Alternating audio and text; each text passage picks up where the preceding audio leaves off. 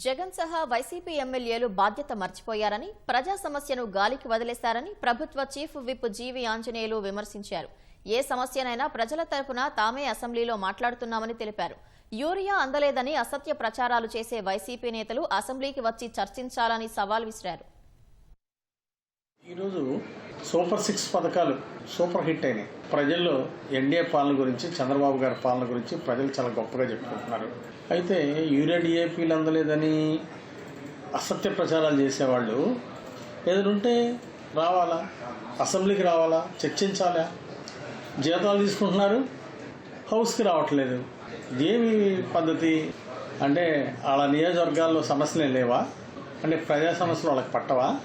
అంటే బాధ్యతారహితంగా వ్యవహరిస్తున్నటువంటి వైసీపీ ఎమ్మెల్యేలు ఆత్మపరిశీలన చేసుకోవాలా.